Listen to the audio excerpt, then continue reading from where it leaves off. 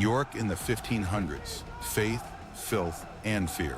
Imagine a city where church spires stab at a permanently gray sky, and the streets below are so narrow that neighbors can shake hands from their bedroom windows. This is York in the early 1500s.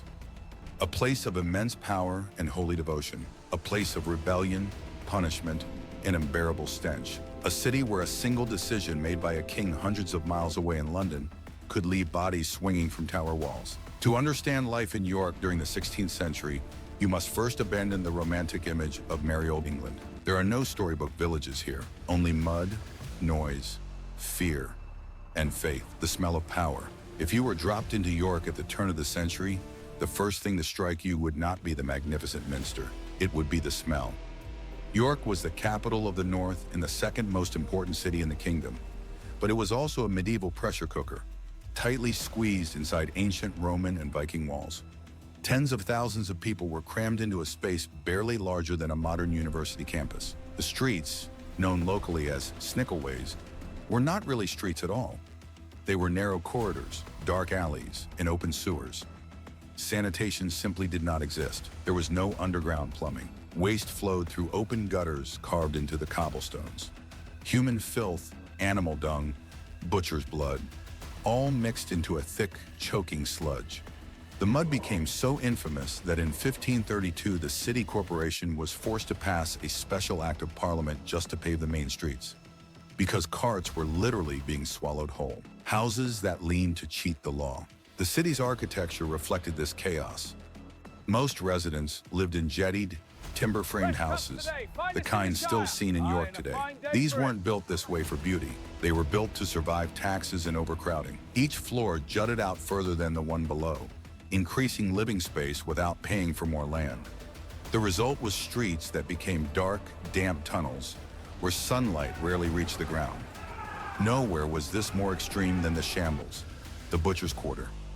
The houses leaned so close together that their roofs nearly touched. Here, meat was displayed openly on wooden shelves called fleshes. Animals were slaughtered inside the shops.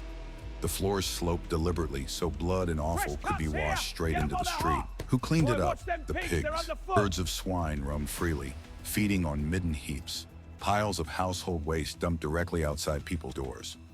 Faith as the glue of the city. Yet for all its filth, York was not a lawless place. It was a deeply communal city, bound together by faith, guilds, and routine. The rivers were the city's lifelines, hauling wool, wine, and spices into the heart of the north. The Great Bridge across the river was more than a crossing. It was a floating town, lined with shops, a council chamber, a debtor's prison, and even a chapel. It groaned under the weight of daily life. Privacy was unknown. Thin walls meant you knew your neighbor's arguments, habits, and secrets. Your trade guild determined your status, your income, and your protection. And towering over everything was the church. York was fiercely Catholic.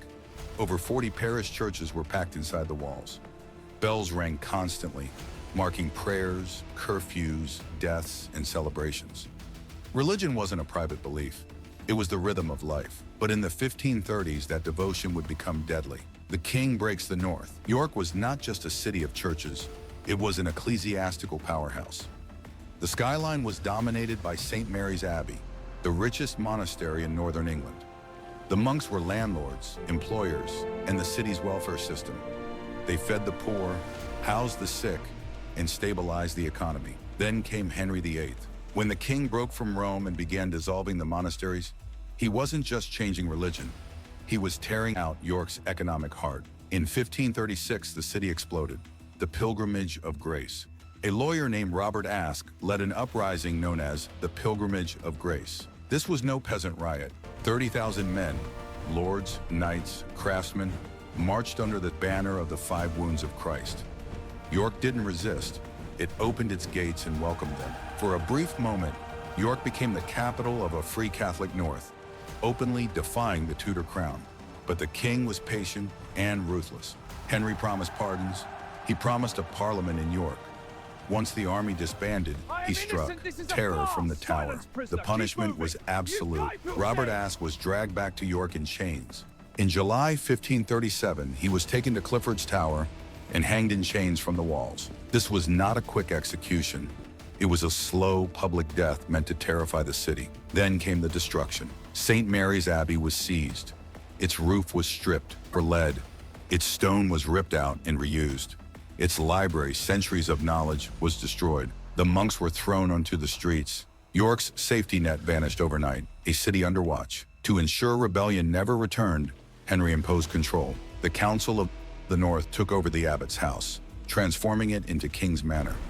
York became the administrative capital of northern England. Lawyers replaced monks, bureaucrats replaced pilgrims. The mystery plays, York's greatest cultural pride, were suppressed as dangerous Catholic superstition. Processions vanished, bells fell silent. The city grew quieter and far more dangerous. Secrets and martyrs. By the reign of Elizabeth I, York had become a city of spies, publicly Protestant, privately divided.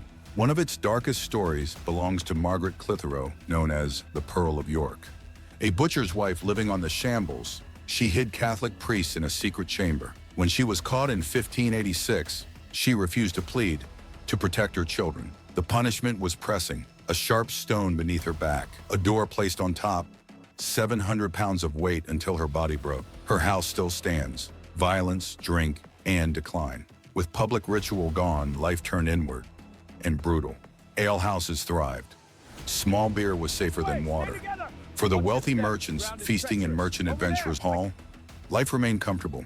For the poor, entertainment meant violence. Bear baiting, cockfighting, gambling on blood near the castle walls. Then nature struck. In 1564, a catastrophic flood tore through the river, smashing the bridge, destroying houses, and killing dozens. The city nearly went bankrupt rebuilding it, a city of ghosts.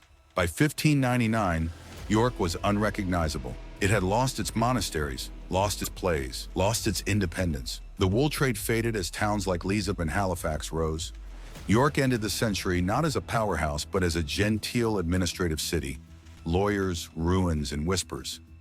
A city haunted by what it used to be, and waiting for whatever came next.